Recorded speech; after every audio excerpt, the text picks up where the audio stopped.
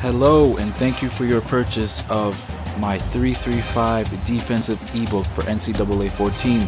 I am ZBoy365 from MaddenMoments.com.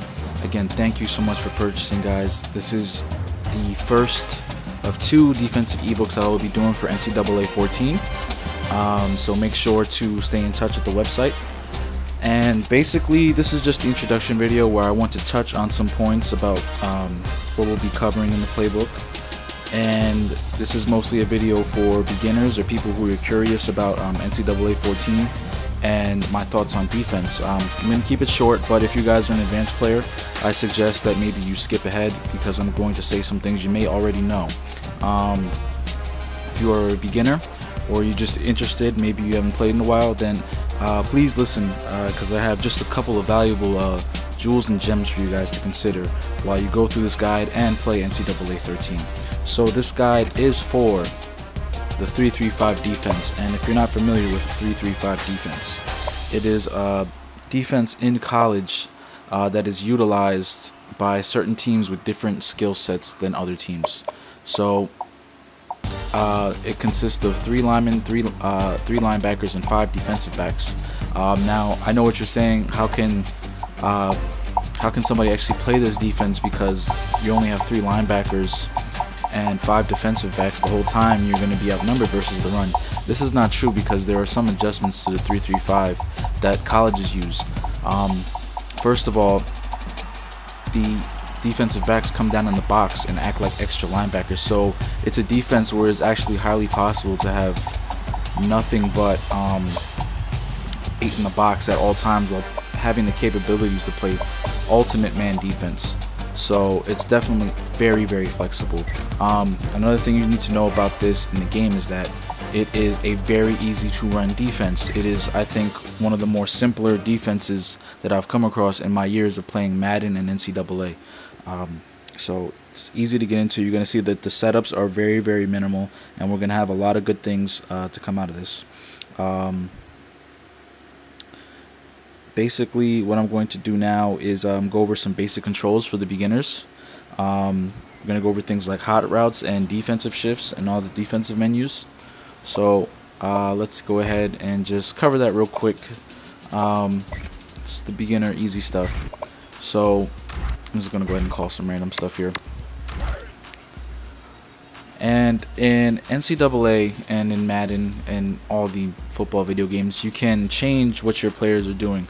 So you see here I am pressing R2 and pressing up on the right stick to view my play. It's pretty simple. Just on Xbox it's holding the right trigger and moving the right analog stick up, so you can see what your play is. You can also, if you're playing somebody in person, if you don't want them to see, you can move the right stick in different directions to bluff your defense. One important thing, guys, if you press the right analog stick in, it's R3 on PS3, and I guess it's just called right stick on Xbox. You get this menu here, so you see I'm toggling it on and off right now by pressing R3. And this is basically just to help you along because there are a lot of complicated things as you go along in here. And you'll see that every there's a new command assigned to every single button on the controller. So for instance, if I press square, I can change the play I'm running on defense to something else. If I press X, I can hot route, and hot routing is basically just changing what your defender is doing. So you see the player I'm controlling right now, he is rushing in for a blitz, but I can do different things to send him to different spots on the field, as you see here with different commands. So I'll just cover that real quick. How you access the hot route menu is to press X, and then you'll see that you have commands with your left analog stick and your right analog stick. So on the left here, if you press X to bring up the hot route menu and the left analog stick to the left, you can set this defender into man coverage on a receiver. And to do that, all you have to do is pick their icon. So if I want him to cover the tight end, I'll just do that, press triangle for his icon, and you see that his route has now changed to cover the tight end. Then there's down for the contain. This is for the QB contain. As you see right here, if the QB tries to roll out to the left, we can stop him. The defensive end will come around and hopefully sack him in the backfield. We have the buzz zone, which is I will refer to this as the purple zone. It's called the buzz zone in the menu. It's basically hot route menu and the left analog stick to the right, and it's just the purple zone that flows to the sideline. Pretty good coverage. And then you have the hook zone, which is just a basic middle of the field zone, and usually linebackers play this, but you can set all defenders on the field to any of these changes. You also have the right stick, so if you press the right analog stick to the left, you get a QB spy. So when the play is started, the defender in the QB spy will drop back and just spy the quarterback and follow everything that he does. He plays very short. He doesn't go deep, so he can keep up with our running quarterback. If you go to right stick up, you get a deep zone, much like a defensive back, like one of these guys would be playing back here. They'd be playing deep. You can set that up. There's also the flat zone, which is a lot like the purple zone.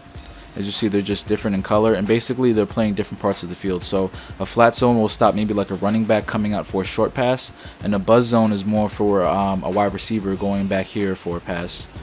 So should remember that we have some good options there for flat and buzz zones. And of course there's blitzing, where it's basically just pressing the right analog stick down and you can make somebody blitz. So for instance, this cornerback is covering the tight end, but if I want him to blitz, I can hot route him to blitz, and we go down with our defensive play and adjustments here. More stuff up here. You can adjust the coverage as a whole. So I'm going to go back to the basic play right here. And to adjust the coverage, you bring up the coverage menu by pressing triangle. And what happens here is much like the hot route menu. So there's a bunch of commands you can tell your defense to do, whether to back off. It just made them drop back.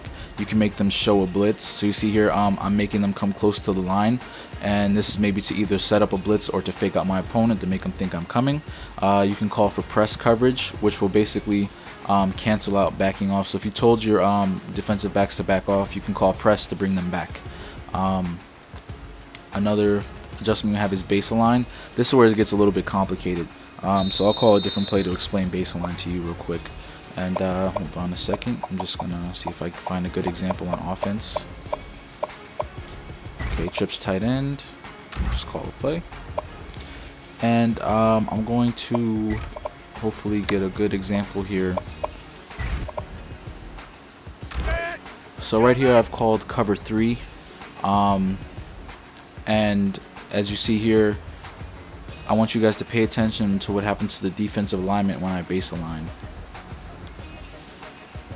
As you see right here, they shift, but not too much. Now, I don't know, this guy should have transferred back over to here because now his responsibility shifted. So you see I based the line, and then he went back over there. So that was the original play. So if I base the line again, he's not coming back. So let's get one more example for you out of the nickel. That'll be better. Let's go to nickel. This will be a perfect example, I promise. So let's base align the cover 3 out of nickel. So you see this is the alignment currently in nickel. So you see right here we have the 2 linebackers, one in the yellow zone, one in the flat zone. So, but when we base align, you'll notice that these 2 linebackers change to yellow zones because this free safety's responsibility is now to come over here and play the flat zone. So it just basically changes up. It'll make the play look how it looks in the menu. So no matter what happens on the offense, because the defense tries to align with the offense, so no matter what happens, you can always go back to the way the play looks originally with baseline. On the right stick, you have a couple of things for the safeties or deep zones in particular. So right now we have the cover 3. So I want you guys to pay attention to this cornerback, this safety, and this cornerback over here, these 3 guys, as I change their coverage. So you can do the right stick up to spread the safeties out. So this is what it looks like. So you see how it got a little bit wider to the sideline. Let me move it back to the original place so you guys can look. So we're going to spread it out again, and then that way they'll play more spread to the sideline. You can shift them to the right. So right here I just shifted them to the right, and you'll see that the zones will play more to the right as they go back. You can shift to the left and they'll play more to the left as you go back, and you can crash them in so they kind of come together closer. Not going to use too much of this, maybe more just shifting left and right, because that's what NCAA will call for. And then you can control your defensive line and linebackers with L1 and R1. So if you press L1, a menu for the defensive line comes up, and you can move them around to the left, to the right. You can pinch them together. You can spread them out, and then you can make them do various things, like we're going to contain the QB. So you see right here I did QB contain with the defensive lineman menu, and their angles changed. You can crash them left, you can crash them right, so they'll move right or left. You can make them crash in. The whole purpose of this though is more for blitzing on defense. It's not really going to help you for the run. So if somebody's running to the right and you crash to the right, it's not going to help you with the run. But we'll go over more of that. And then a couple of the last things they have here are L2 defensive keys, and this brings up the defensive key menu where you can tell the defense to react a certain way when the ball snaps. You can basically make them play run right, run left, and run middle. So if you think it's going to be a run to the middle, you can have them crash to the middle when it snaps the ball, as so. You see right here, they crash to the middle. Guessed wrong, it wasn't a run. So everything has its give and take. You can crash left and right. And lastly, you can set them to obey the pass. So even if the offense is trying to fool you with the play action pass, nobody will get beat too deep because we set them to pass. That way the safeties don't come up and get tricked. And inside this menu is one last feature. Is if you see on the bottom of the screen below all those options, you see the words press button to key receiver. And what this means is, this is actually pretty cool, and we'll do an example real quick. You can actually key in on the receiver, and the defenders in a zone in that area will actually pay more attention to him. So I'll show you what I mean real quick. I'm just going to make an adjustment here, and I'm going to set up a play that should beat this defense. Give me 1 second. So you see right here, I have set up some routes over here. So I'm going to send somebody to the flat, and then somebody is going to go to the outside, and somebody's going to go deep. So one of these guys should be open. As you see right here, it actually ended up that both of them were being open. So let me just run it again. So for example, if I was abusing the out route to triangle, and as you see here, I'm trying to set up my defense so that the free safety will drop back and cover that. So let's see here. He's not doing a good job of covering it. What we can do is now access our defensive key menu after we make our adjustment, and we can key in on triangle. So I press, all you have to do is press L2 and press triangle. So now if he goes to that area, he will follow him and he will stick to him like glue. So let's check it out now after I've keyed the receiver. It didn't work that time. Here, let's try something like this. Let's key him now.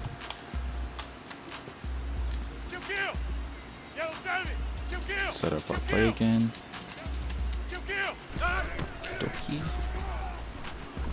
So you see right there, we keyed in our receiver, we made an adjustment, and it could have been a pick six. So it's really something that small can really help you on defense. And last but not least, I don't like to do this. They have the player lock. So if you press L3 while you're on a player, you will lock into that player. If I was playing the computer, the screen would flip around, and I would just be playing it from the linebacker's perspective. The only difference here is that when you turn the player lock on, you can't switch out. So if you wanted to switch out, you have to press L3 to unlock them. So you see I'm pressing circle to switch between players, but when I player lock, when I press circle, nothing happens. So you don't have to worry about that too much. So those are the basic controls. I suggest you guys get used to changing your players, because you're gonna have to make some adjustments during the game, and the better you are with it, the better you're going to be. Just want to talk real quick, last 2 points on what you can expect from NCAA, and I got a 8-part tip list to make you better, make you instantly better on defense. So just a few more things for you guys for this video to be over. First of all, what to expect in NCAA on defense. In terms of defense, you can expect to be highly frustrated. I'm not going to lie to you. This game is frustrating to play on defense. It also can be very rewarding once you figure out what your opponent is doing, and a lot of fun, and it's good that you know how to play good defense. But you can expect for people to abuse wide receivers. People are going to know plays and routes that they can run on your coverage that'll just, no matter what you do, is going to beat that player every single time. So you have to know how to make an adjustment. So you can expect that. You can expect heavy mix-up NCAA. Not so much in Madden. With more of the running quarterback coming in this year, we'll see a lot more of the pistol and option stuff, which is pretty deadly in NCAA. Last year it was really hard to stop altogether. And you can expect more of the same because they're making it more potent because it's so popular. So you can expect to see a lot of option stuff, and you can expect to get beat and burned. I want you guys to know that just because I'm going to show you some of the stuff in this guide, that it's not just going to make you an instant all-star. You have to practice still. I used to go on the internet and find every single nano blitz, every single tip and trick and glitch, and I would still go out and get my butt kicked, and I would still lose. But it wasn't until I learned to be patient and learn while I'm playing my opponent, learn from my opponent, is when I got better on defense. So you can know everything in the world, but if you don't know how to apply it, it's not gonna work out for you. So you can expect to be patient and learn and figure out what your opponent likes to do, and then shut them down and keep going from there. You can also expect to see some good moments, a lot of pass coverages. I think it's a little bit easier to play pass this year. There are some stuff that's routes. There's always routes every year that just really exploit man just in the game. So you can expect some good things too. You can expect some decent run defense. So it's a little bit easier to play the run, not so much the option, just the run. So with that said, let's get into the last section of this video. My 8-part tip list to make you instantly better at NCAA and or Madden. They apply to both. I just want to let you guys know these are nothing special. These are just little jewels and gems I have for you guys about defense. First of all, number 1, be patient. Just like I told you guys before in the little previous rant I had, you're gonna have to be patient. You can't just go in guns blazing and take out your opponent. Maybe that'll work for some people who've never played the game. Maybe you play your friend and you just start blitzing him, he doesn't know what to do. But you're gonna have to be patient. You're gonna have to learn what your opponent likes to do.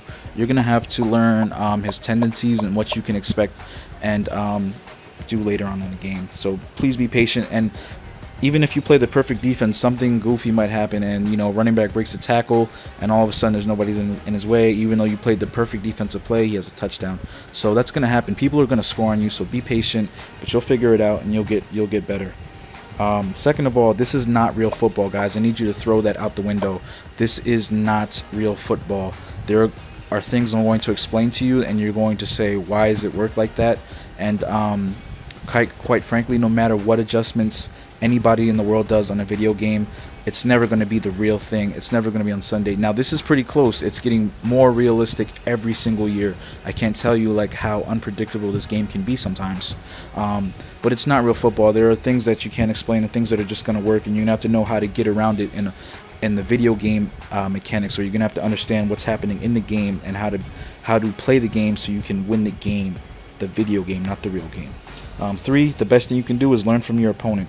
I'm going to teach you guys some cool blitzes here, but if your opponent knows how to beat blitzes and knows how to quick pass and get out the ball, then you are blitzing him for nothing and you're wasting your time. If you are getting ran on, your opponent isn't passing the ball at all, it doesn't serve you purpose to play pass defense. So you got to get in there and find out what your opponent likes to do and start catering to that. Now, I'm not saying you have to just let him dictate what happens to you. You can impose your will on him too, but if you learn what your opponent does, then you can react and play from there.